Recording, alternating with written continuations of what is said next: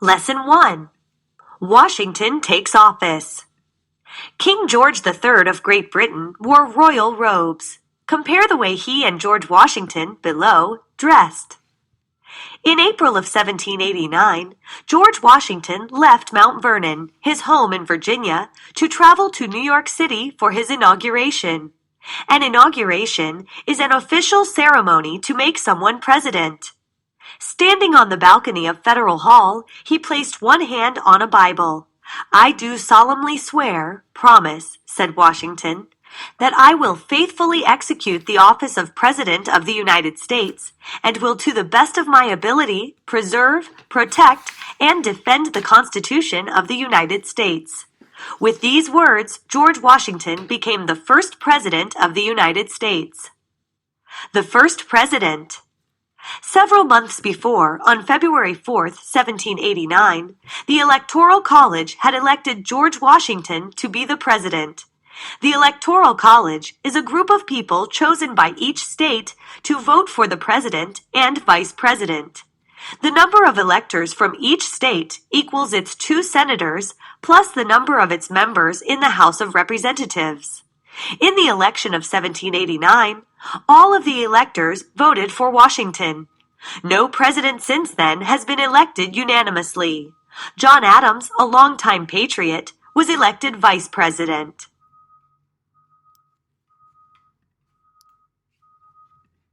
I will know that George Washington's actions as the first president of the United States served as an example for all the presidents who followed him in office.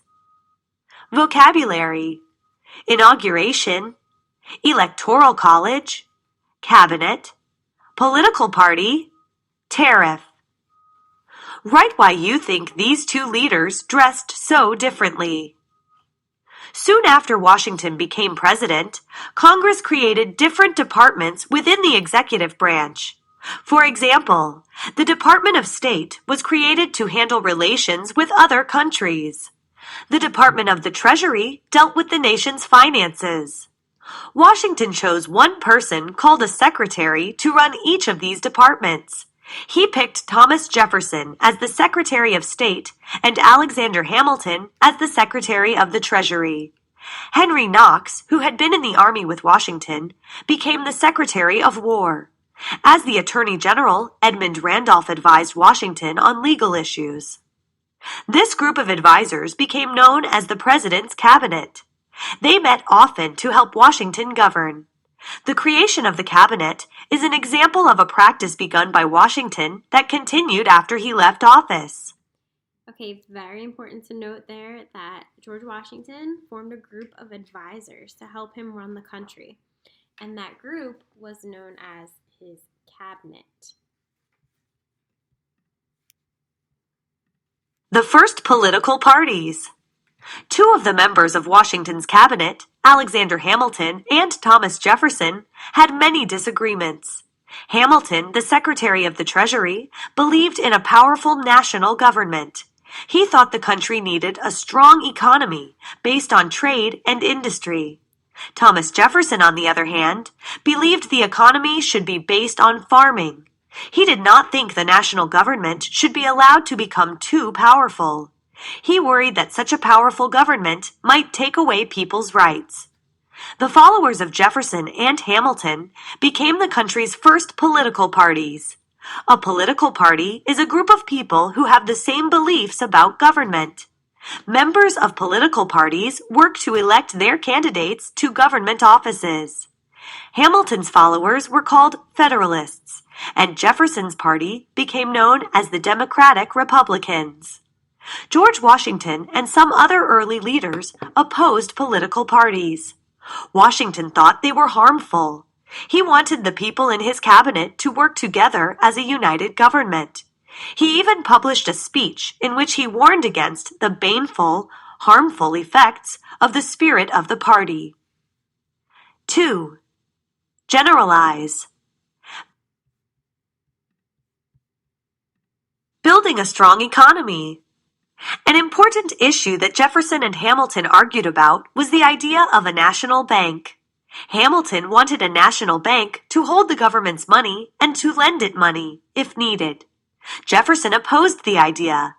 He thought the federal government did not have the power to create a national bank. Washington listened to Hamilton. The bank was set up in 1791. The National Bank issued banknotes, or paper money, that were accepted throughout the nation. In 1792, the U.S. Mint was created to make coins. With banknotes and coins, the nation now had a standard currency. This made it much easier for people in different states to trade with each other. As Secretary of the Treasury, Hamilton took other actions to build a strong economy. He had the federal government pay its war debts. Hamilton also supported tariffs, which are taxes on imported goods.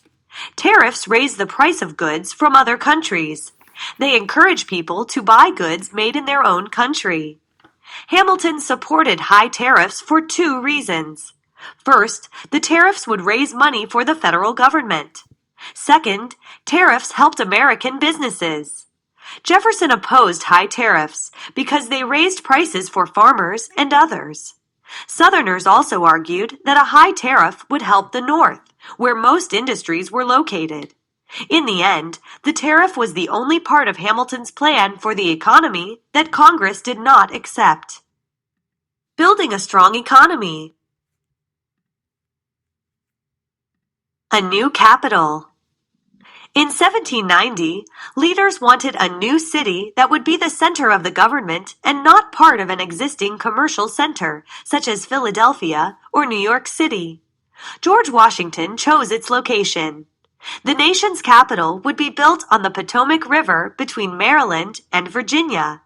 It would not be part of either state. Although they disagreed on many issues, Jefferson and Hamilton compromised on others. For example, they agreed with Washington's choice for the location of the new capital. Hamilton had compromised on this location after Jefferson had agreed to Hamilton's plan for paying off war debts. The capital city was named Washington, District of Columbia, D.C., in part to honor George Washington. Pierre-Charles L'Enfant, a French engineer, designed the city with wide streets that led to important buildings and monuments. Andrew Ellicott and Benjamin Banneker, a free African American, served as surveyors for the city. A surveyor measures land. John Adams was elected the country's second president in 1796. In 1800, when the federal government moved to Washington, D.C., many buildings were not yet finished. The president's house, which was later named the White House, was one of those unfinished buildings. Adams and his wife, Abigail, moved in anyway. The plaster was still wet on some walls, and many rooms were unfinished. In a letter to her daughter, Abigail Adams wrote, "There is not a single apartment, room, finished. We have not the least fence, yard, or other convenience without, and the great unfinished audience room I made a drying room of to hang up the clothes in." Despite these rough living conditions, John and Abigail Adams made this new building the official home of the President of the United States.